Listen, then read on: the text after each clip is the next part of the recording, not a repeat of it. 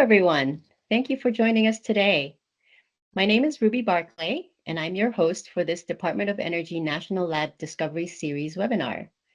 Today, we'll be exploring solid-state battery technologies developed at Lawrence Berkeley National Lab.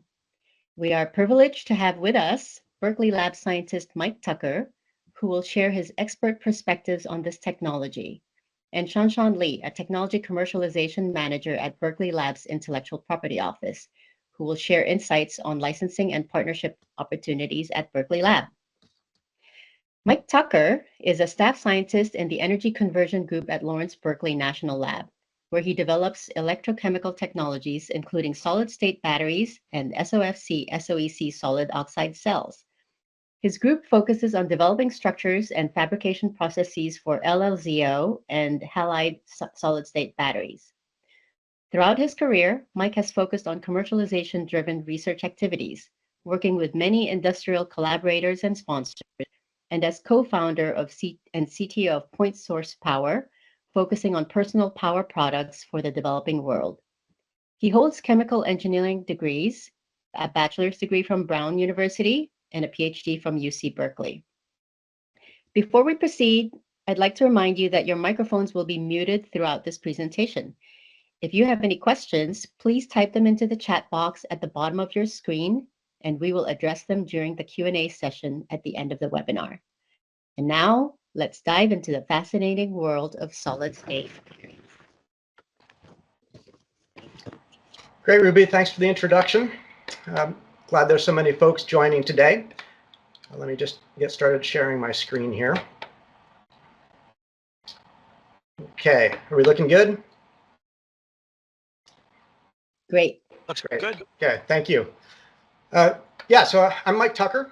I'm a staff scientist at Lawrence Berkeley National Lab. I've been working here for most of my career. Actually started as a graduate student many years ago. Today I'm going to be talking about ceramic structures for solid-state batteries, in particular based on LLZO. And before we get started, I of course want to acknowledge that most of this work has been done by postdocs and junior scientists, including Woo-Sok Go, Chris Shen, Rob Johnson, and Young Yu Yi. And Marka Doof has been a great help in getting me started in this field. She's been working on these materials for quite some time. Okay, so just a very brief introduction on why we're interested in solid-state batteries. Of course, there's a lot of concerns with conventional lithium-ion batteries.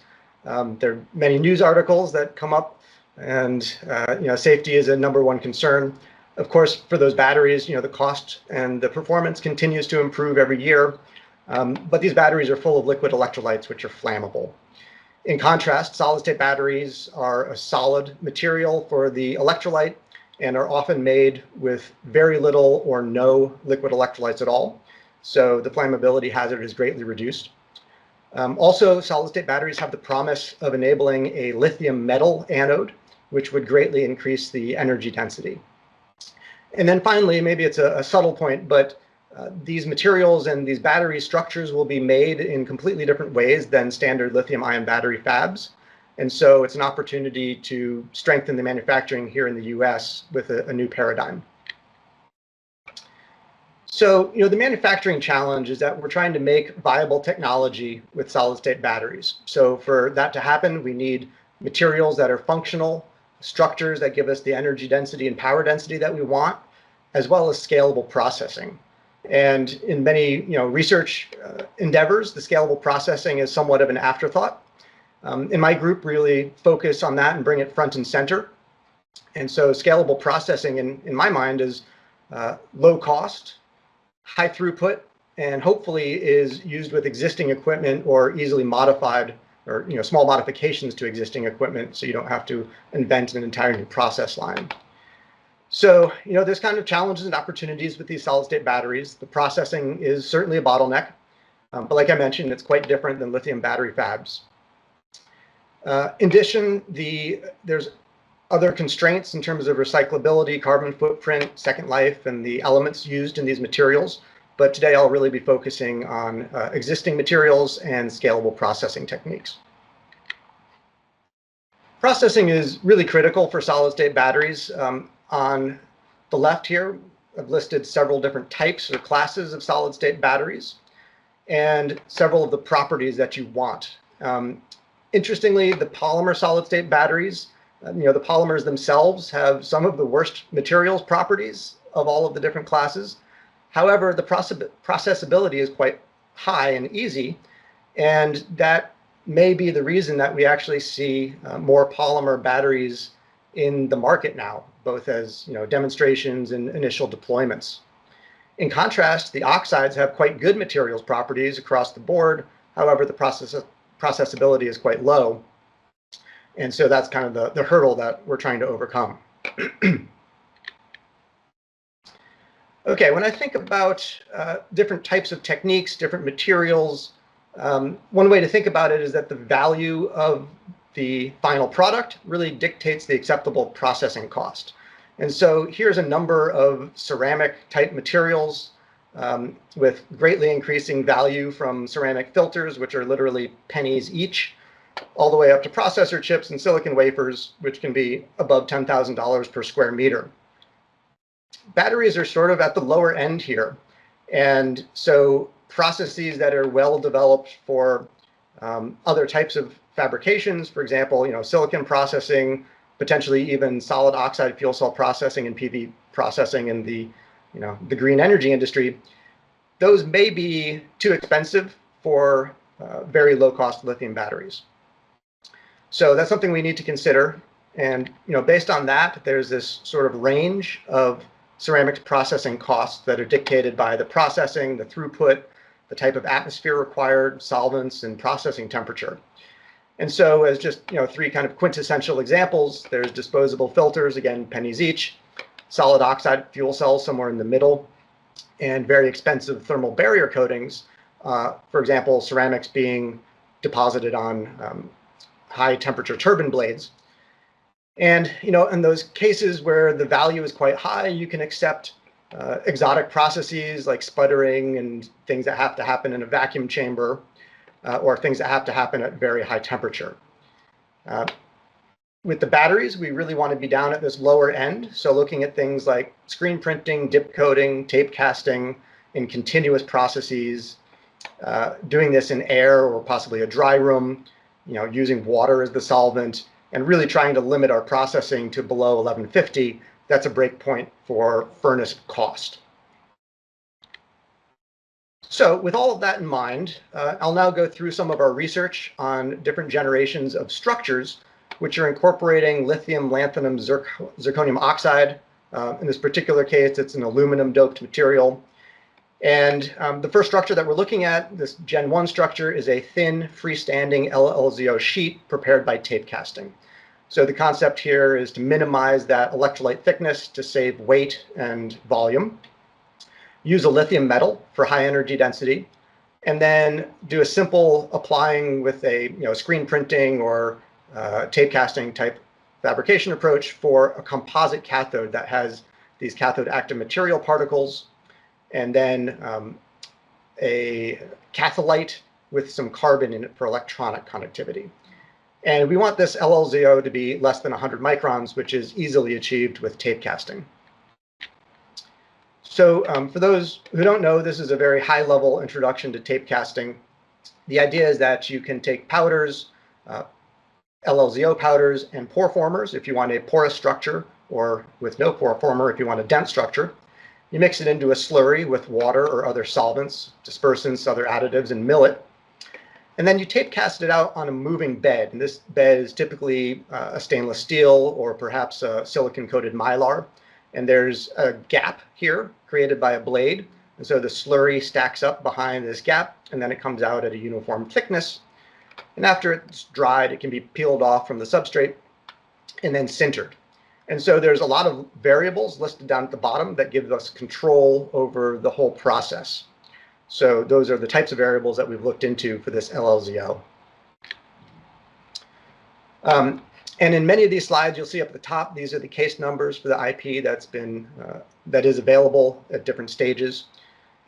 So for this case, we were attempting to tape cast LLZO both with an aqueous-based binder system, which is methyl cellulose, and a solvent-based binder system, which is MSB 113.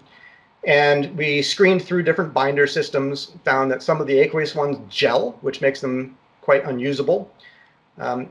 And some of the other solvent-based systems come out with quite poor mechanical properties, so it's difficult to peel these off and have a freestanding sheet. We've looked at a variety of different additives for wetting to get good wetting, which you see at the bottom, different types of dispersants in order to get good stability of the slurries. And in the end, we're able to get strong, flexible tapes, both with the solvent-based binder system and the water-based binder system. So these can be peeled off, stacked up with other materials, laminated, and then sintered. One interesting thing that you can do with these tape cast materials, because they're relatively soft, they have binder in them. After the tape casting is complete and before sintering, you can texture them. So in this case, we're taking a micro-patterned film as a texture agent and laminating a few sheets of LLZO between these films. And the film texture gets transferred into the LLZO sheet, and that gets retained. The structure there gets retained after sintering. So down at the bottom, you can see an SEM image of the sheet that we press onto the LLZO. And then the LLZO in the green state, after pressing, you can see these ridges that we've introduced. And after sintering, these ridges are about 40 microns spaced apart. But the microstructure of the LLZO grains remains as expected, sort of a micron scale to a few micron scale structure. Now, this is a relatively simple, straightforward process. It could be incorporated in a roll-to-roll process with a texture. Some advantages for performance. The first is that this structure improves or increases the surface area contact between the electrolyte and the electrodes. On the lithium side, that gives us a much higher critical current density. So the critical current density is where we start seeing lithium penetrating through the electrolyte and causing short circuits. With just a flat standard material, we see that at about 0.3 milliamps per square centimeter. We can more than double that by using this texture. And again, that's just due to the enhanced surface area contact of this rough surface. It also decreases the overpotential, again, because of this enhanced contact area between the electrodes and the electrolyte. And we can do this with this off-the-shelf material, or we can use a variety of other textures. Here we showed carbon paper, sort of this squiggly spaghetti pattern, or you can rotate the ridges to get diamonds. And there's lots of other possibilities.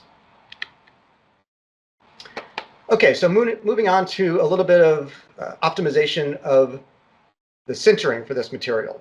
So in a broad sense, as you sinter, lithium is continually evaporating from this material. We're sintering at around 1100 degrees C. There's a high vapor pressure of lithium. And so we need to add in extra lithium in order to combat this evaporation. If you have too much lithium at the end of sintering, you get a tetragonal phase, which has low conductivity. If you have too little lithium at the end of sintering due to evaporation, you form a lanthanum zirconate, which is a lithium deficient material, which also has low conductivity. So as this lithium content goes down during sintering, you go through this window where you get the desired cubic phase. And that's what you can see here. There's the cubic reference pattern. And then as we go from a low sintering time, you get peak splitting, indicative of tetragonal phase. And at high sintering time, you get the lanthanum zirconate formation. And at intermediate sintering times, you have the correct phase. So this lithium content is managed carefully by powder composition, for example, just adding some sacrificial lithium carbonate, also the sintering protocol and the kiln furniture. Another aspect is that LLZO tends to form abnormal grain growth, and you can see these with your naked eye, huge grains, a few hundred microns across. And this structure is really not ideal for mechanical purposes as well as critical current density and conductivity. And so we've optimized this grain structure by adding magnesium oxide. This is a magnesium oxide powder, and it pins the grains as they try to grow during sintering and give us this nice partially transparent structure. And I'll go into a little more detail there on the next few slides. But we're able to achieve sheets that are well above 90%, typically something like 97% density with good conductivity and very fine grains by optimizing the sintering time, temperature, and addition of this magnesium oxide. You can see here an example of with magnesium oxide and without magnesium oxide. Without, you see these much larger grains in the grain size distribution. It's really skewed towards grains that are above 10 microns. What we want is grains that are maybe up to 5 microns, kind of in the 2 to 3 range for mechanical properties. We're now measuring mechanical properties with a simple 3-point bend test. And this gives us fracture strength, which decreases as a function of sintering time. The grains grow as you increase the sintering time. But this is mitigated by adding these magnesium oxide particles. Adding the magnesium oxide does not greatly impact the ionic conductivity. We're in the same range. And the ionic conductivity goes up with sintering time due to growth of the grains and elimination of grain boundaries. So there's sort of a trade-off between mechanical properties and conductivity.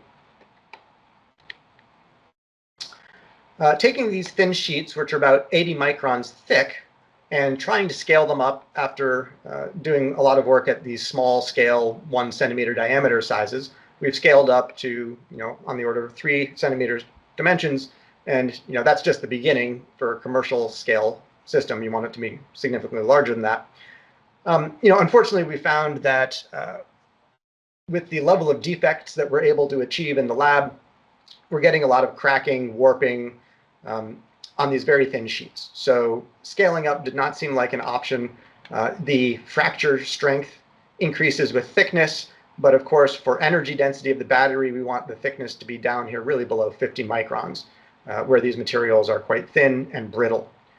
So, based on that, we're looking at other options for scaling up. And so we're developing this second generation structure where we have a thin electrolyte, let's say the target is around 20 microns thick, supported on a porous LLZO backbone. And so the backbone provides a mechanical structure.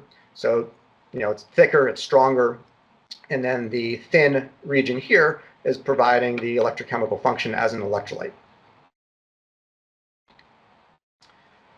So if we look at the structure that we want to achieve, there's sort of a cartoon here of the trade-off.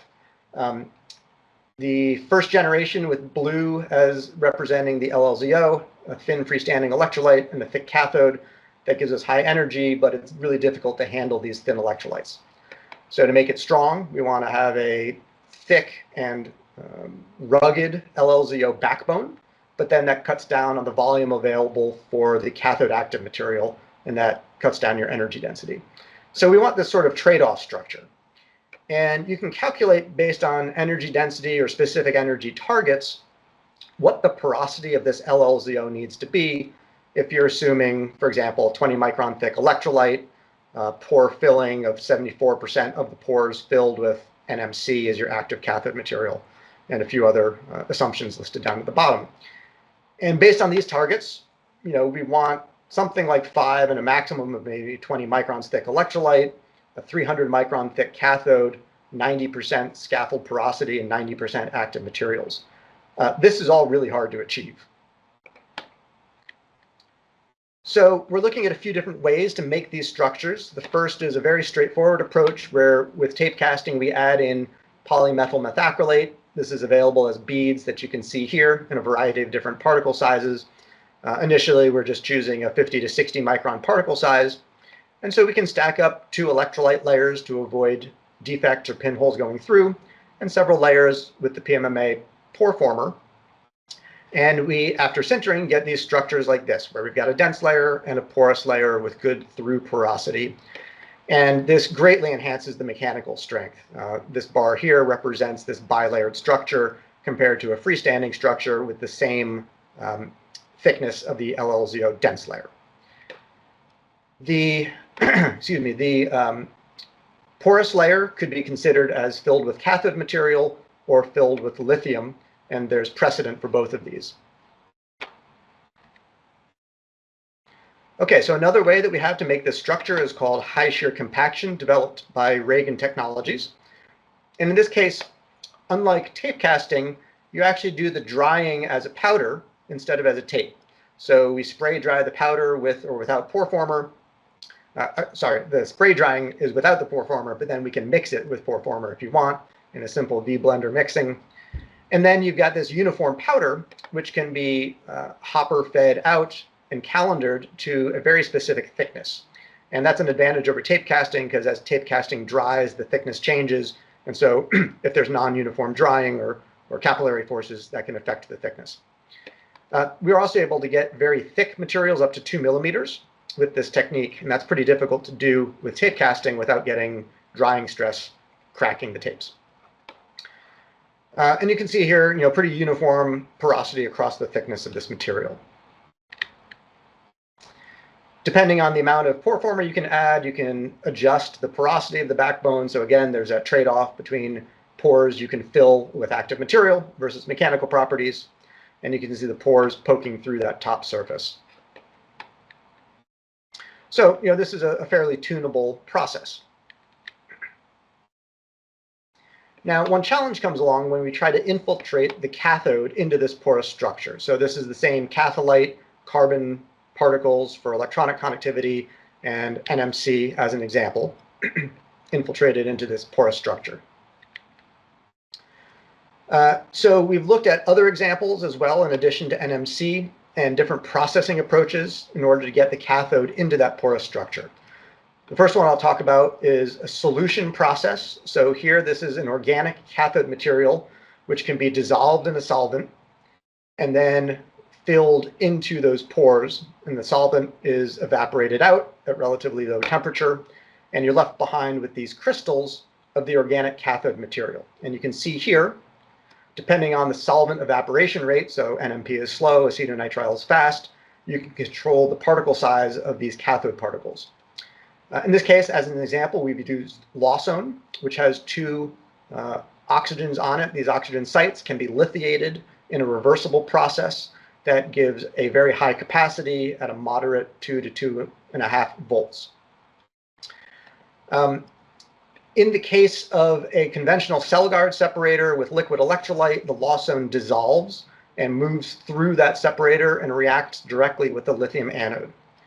Using LLZO prevents this, and you can see this trade-off here, or this advantage rather, of the LLZO dense electrolyte here. In red, the LLZO blocks transport of the Lawsone, in contrast to in black, where you see the cell guard, which is porous, and it immediately self-discharges by reaction between the Lawsone cathode material and the lithium anode. With the LLZO, we're able to get cycling, reasonable cycling stability. It's actually limited by some side reactions at lower charging voltages or discharging voltages. So that's one aspect that needs to be worked on, but you can see it's dramatically improved compared to the conventional liquid electrolyte. And this has the advantage of a straightforward processing where the solution fills the porous structure. One step beyond that is looking at a melt processable catholyte. And in this case, we're using succinonitrile, which is this molecule here, mixed with lithium salts. And this gives us a high conductivity mixture. This has been reported in the literature with a variety of different salts. And we've chosen a 2-salt mixture, this LiTFSI and LiBob. And mixing those together gives us really good oxidation stability up to around 5 volts. Good wetting on LLZO, and good ionic conductivity and low electronic conductivity. So you can see the parameters for that mixture here. And this material melts. Excuse me, I'll show the melting in another slide. But this melts, and so you can add it to a powder of NMC, turn it into a slurry at around 80 degrees Celsius, and then infiltrate that slurry into the porous LLZO. As a first step, we were just optimizing the ratio between NMC and the cathode active material, the catholyte, the carbon, and doing this on a freestanding thin LLZO sheet. So these were about 1 centimeter diameter so that they're strong enough to handle and insert into coin cell hardware. And you can see here some of the cycling capability, cycling stability and rate capability. We're working on improving the rate capability now. But one critical thing is that this cell does not have any liquid in it. The succinonitrile cools down, and at room temperature, it is a waxy solid. And there's no external pressure, in contrast to many other types of solid-state batteries. So there's just a little washer in the coin cell, so that provides a very small amount of pressure just to make electrical contact, but there's no stack pressure. Okay, so even so, the cathode slurry infiltration is quite challenging. You can see here some representative porous structures. These are actually filters that you can purchase with different ranges of particle sizes, pore sizes. The particle size for NMC is typically a few microns for single crystal, up to maybe 10 to 20 microns for an agglomerate. And so it's not surprising that for a 10 micron pore size, the cathode slurry basically sits on top. The succinonitrile can filter into the pores, but the cathode particles get filtered out. So you need quite large pores above 50 microns in order to get all of that cathode slurry to penetrate into the pores. And so you can see here, we've been making these structures with 50 micron and larger pore former, and even so, we're only getting partial penetration of the NMC into these structures. With that limitation, we're still able to, use these as functional cell devices and get reasonable capacity, most of the theoretical capacity at 0.1 C, and reasonable cycling stability. But given that limitation of infiltration, we're moving towards this Gen 3 porous structure with low tortuosity pores. So these are obviously easier to pack in with a slurry or particles of NMC because you don't have this tortuous pore structure and you don't have bottlenecks between the pores. So we want this to be open at top and quite long finger-shaped pores that will allow us to pack them with NMC easily or other cathode materials. So there's a few methods for, and in this case, we mix LLZO with water and then freeze it. So it first goes through a freezing transition, and then we dry it through a freeze drying process and sublimate the water, and are left behind with particles. Now, depending on the conditions here, both in terms of the LLZO to water ratio, as well as the freezing conditions, you can get lamellae, which are basically, kind of football-shaped cross-sections of the water ice, and they can penetrate up through the whole thickness if you do it right. And so basically, as it freezes, pushes the LLZO particles into these columns or sheets, and then the water can be removed. You can sinter the LLZO, and you get these really nice large pores with a vertical orientation. In this case, this is two of those structures laminated with a dense LLZO tape. So these are all prepared by tape casting, and then the porous structures are frozen before lamination. Another approach is to use phase inversion tape casting. In this case, we tape cast out an LLZO slurry that's got a solvent that's not miscible with water. In this case, we're using NMP as the solvent. And then the tape just gets moved through a water bath that's saturated with a lithium salt to prevent leaching of lithium from the LLZO or the lithium carbonate, which is added to it, again, for the sintering to create the correct lithium content at the end of sintering. So there's this natural phase inversion process that happens when you have NMP and water, which are immiscible solvents. As it sits in the water bath, these two solvents exchange with each other, and they naturally create these long finger-like pores. And as the solvents exchange, the LLZO gets carried along with the NMP and makes a thicker but porous structure. And you can see that here on the right, these long finger-shaped pores. And with a few tricks, we're able to get these pores to penetrate out of the surface, and they can be 50 to 100 microns at the top surface. So the expectation is these will be relatively easy to pack with NMC. Depending on the water bath temperature, you can tune the pores in terms of the pore size, the pore structure. We've characterized this with X-ray computed tomography at the beamline. And you can see here the porosity as a function of thickness and the average pore area. And so reconstructing that as a cartoon, you can see these pores with a little bit of necking down at the top surface, but as long as that pore penetration or that opening is big enough to accept the cathode particles, it should be good. So this is something that we're starting to work on optimizing now and making full cells with. Okay, so as a summary, we've gone through a number of generations of LLZO structures, all made with tape casting, which is a scalable process. Perhaps I didn't mention at the beginning, but tape casting is a standard industrial process for high throughput production of ceramic layers, as well as other types of materials as well, glasses, metals. So we've based all of our processing on tape casting. That's kind of the backbone of our research, as it is a scalable industrial process. And we've moved from a thin electrolyte, which is frankly too mechanically fragile to scale up. And now we're looking at mounting that on a porous structure. It's easy to make that with a pore former, but that's hard to fill with cathode material. So we're now moving towards these more low tortuosity materials. And you can see those examples here. And just as a reminder, we're also able to texture the surface of the dense LLZO layer for enhanced contact with the electrodes. Here's a few of the patents that we've got as full patents or as applications. We've looked at a number of optimum processes in terms of tape casting, texturing, high shear compaction, phase inversion, and freeze tape casting, and many of these are still undergoing further improvement. And for cathode deposition, we've looked at solution casting of an organic cathode active material. Lawsone is an example I showed today. We've looked at others as well.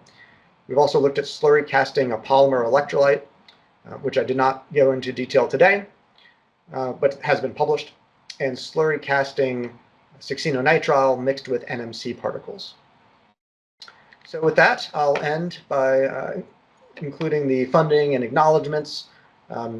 This started out as an LDRD internally funded here at Berkeley Lab. We've used the Advanced Light Source and Molecular Foundry resources here at the lab, and of course gotten great funding and support from the folks at EERE in the US Department of Energy and the California Energy Commission. So with that, I will end and take any questions that come up in the chat. Thank you, Mike. Actually, before we move to the Q&A session, I'd like to introduce Shanshan Lee, who is a commercialization manager at Berkeley Lab's Intellectual Property Office. She'll take a few moments to discuss how businesses and other organizations can partner with Berkeley Lab through technology licensing. And this is an excellent opportunity to understand how strategic partnerships and tech transfer work within the framework of a national lab and how they can be leveraged for commercial success. Shanshan?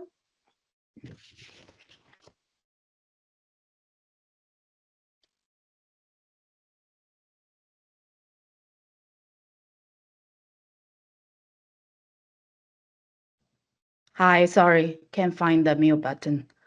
Can you see me at my slide? Yep. Okay. Thank you, Ruby. Thanks, Mike, for the great presentation on these innovative approaches to address critical challenges in scaling LLZO-based solid-state batteries. As Ruby mentioned, my name is Shanshan Lee. I am a commercialization manager at the Intellectual Property Office here in Berkeley Lab. My role here is to support scientists like Mike in getting their technology out to the marketplace. In this part of the talk, I'll give you a little quick introduction to the kinds of capabilities we have in battery research, as well as ways to engage with us for partnering and developing new battery technologies or licensing our existing IP, such as those described in Mike's presentation. So now Berkeley Lab offers a wide range of research facilities and capabilities to support advancement of the next generation of battery research. Molecular Foundry is one of 5 national user facilities for nanoscience research that serves over 1,000 academic, industrial, and government scientists around the world each year.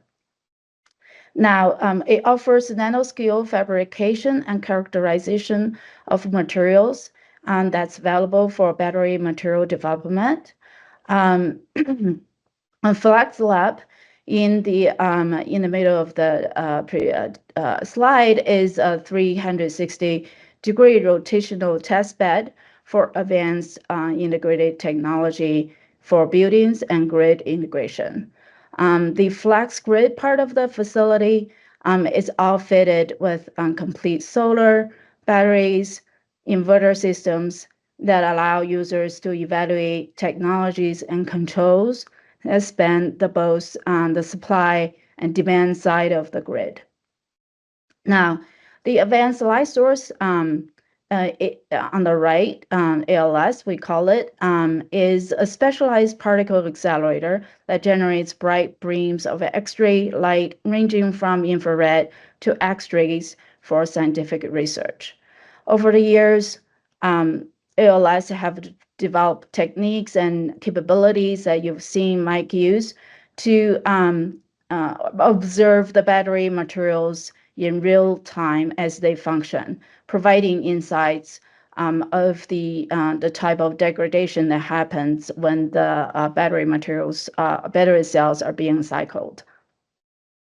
Now, the materials developed in molecular foundry enables further development with advanced light source X-ray techniques. So these two facilities are complementary to each other. In addition to these state-of-the-art facilities, Berkeley Lab has been a pioneer of research programs and capabilities for next generation of materials for over a decade. Lithium Resource and Innovation Center, LIRIC, is a scientific actually public and private partnership program powering the resource to recharge revolution through scientific advances across the lithium economy. The program goals are to basically take ideas from benchtop to battery quickly and establish a world-class workforce development initiative to scale these materials up. Now, finally, the materials project is a Google-like database of material properties aimed at accelerating innovation.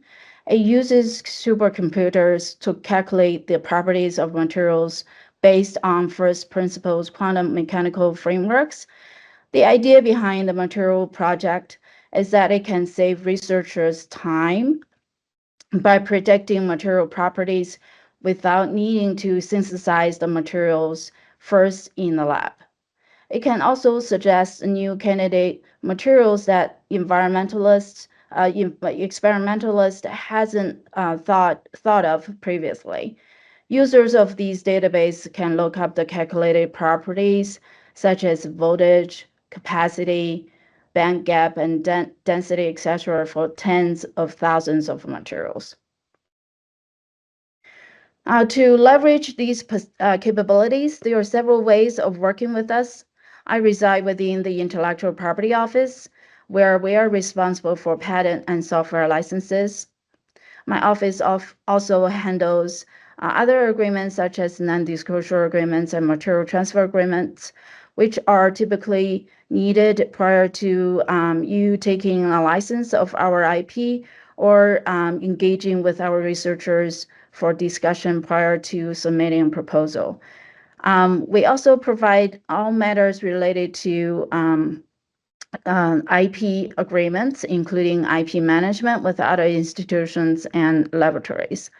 Now, Intellectual Property Office works closely with our Strategic Partnerships Office on IP terms in various partnership agreements, such as user agreements, strategic partnership projects, and cooperative research and development agreements, CREDAs.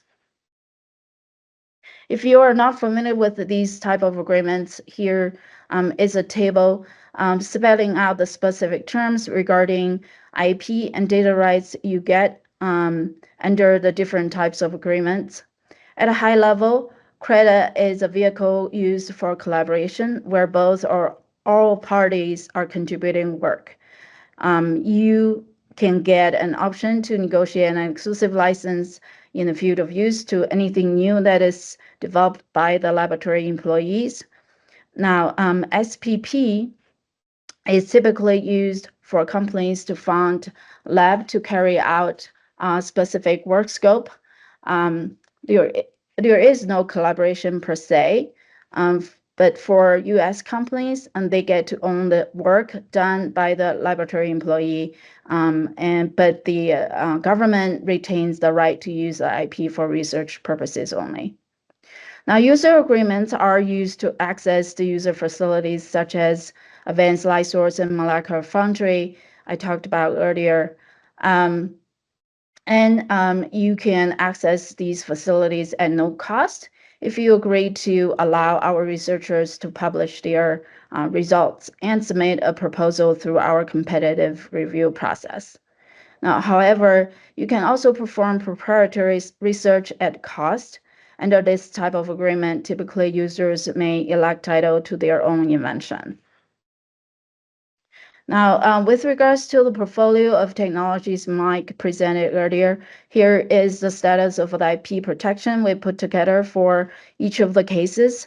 Most of them have issued patents within the US, and some are still patent pending. All of these cases are available for exclusive or non-exclusive license within the field of use. Now, if you're interested in discussing and partnering with Mike on validating some of the technologies he developed at larger scale, you can reach either of us at the email addresses here. I'll be your primary contact for licensing discussions. If you're curious about other IP we have in the energy storage portfolio, here's the link. Please check it out. Before I hand it over for Q&A, I also want to mention that Berkeley Lab is hosting a battery manufacturing summit this week, as a matter of fact, tomorrow, in collaboration with SLAC and Livermore National Labs. Here's the link for the conference. Please, if you're in the Bay Area, please register because we have an impressive lineup of speakers from the labs as well as the ecosystem partners. They're providing some insights in how to fill the gap for next generation of battery manufacturing. Thank you for attending the seminar today. Thanks to OTT for providing the opportunity for us to showcase our technologies. I'm going to hand it over to Ruby for Q&A. Thank you, Shan. All right, we've already received some great questions, and we will start addressing them shortly.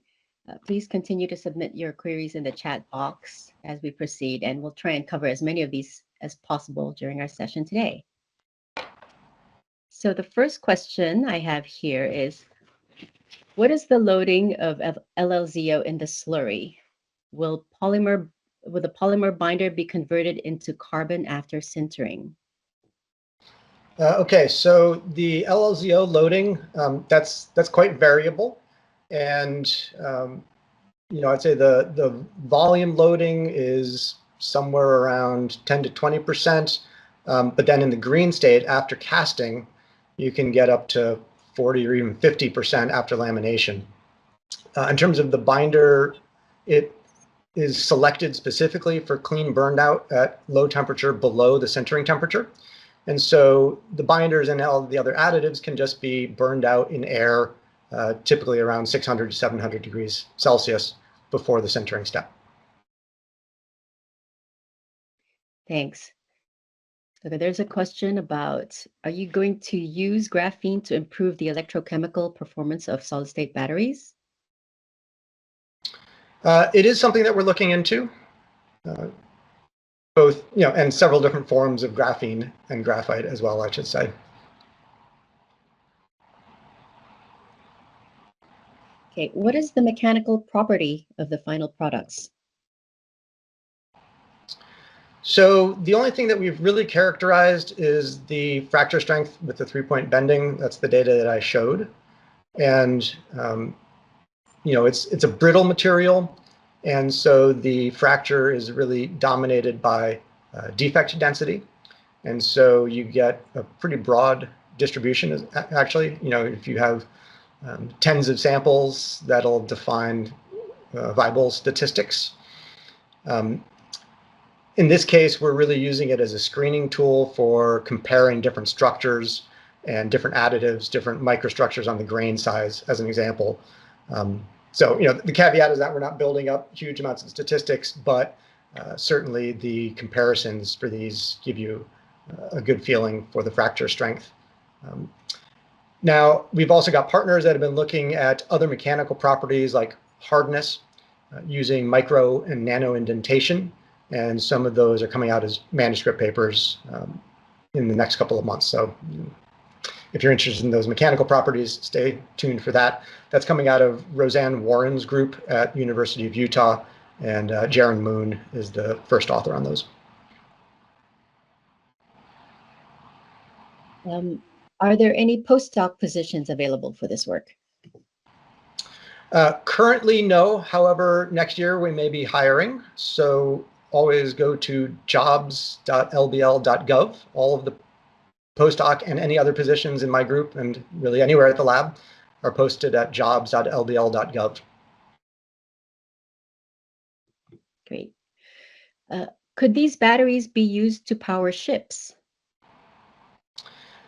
Yeah, so there's the whole range. People are thinking about grid scale batteries, maritime, aviation, space.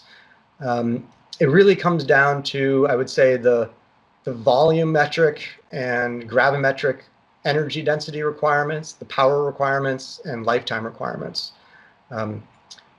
Ships, it's kind of tough to compete with the liquid fuels that ships operate on now. But the footprint is perhaps not as challenging as it is in a vehicle or a portable device. So, I think there's probably scope there.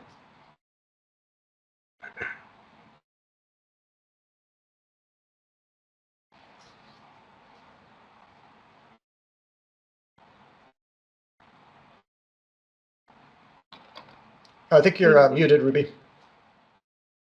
Sorry.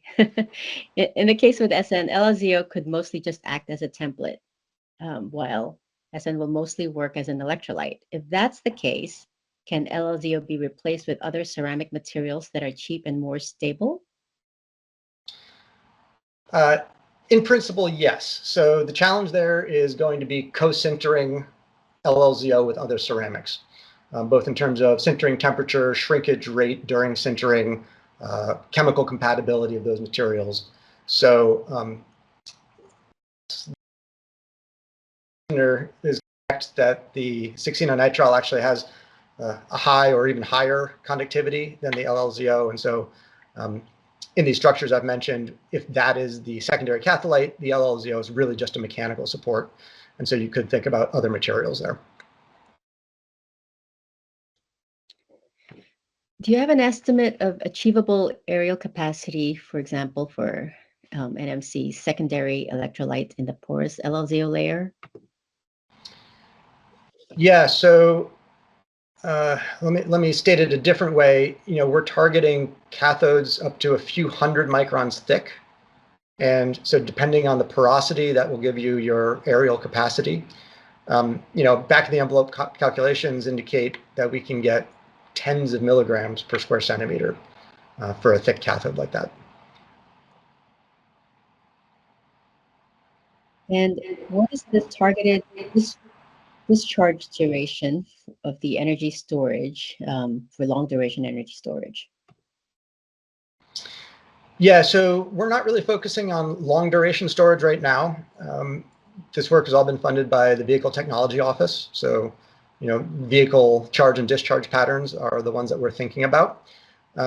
Most of our standard materials assessment is done at 0.1 C, so that's a 10-hour charge and discharge. We also do rate capability studies up to 0.5 C, so a 2-hour charge and discharge. For the random distributed pores, what are the fractions of open pores and closed pores? What is the percentage of the well-filled pores? Right. So I don't have a number there, but just looking at the infiltration into these pores, it seems that they're almost all connected. At least if you infiltrate a liquid, you'll be able to fill all of the pores. It's a little more difficult with the NMC particles because those tend to get filtered out and amass at the bottlenecks. But if you can increase the bottleneck size and reduce the tortuosity, the pores are connected.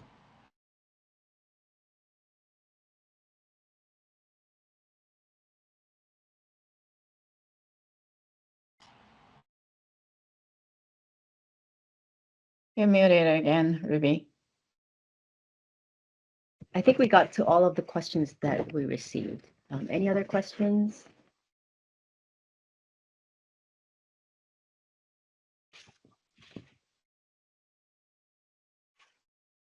Okay, I think that wraps up our Q&A session. And if you have any further questions, please feel to send them to us via email, which you can, I'll put it in the chat box. Thank you once again for your participation in today's webinar. Your engagement and your interest are greatly appreciated, and we look forward to welcoming you to future sessions.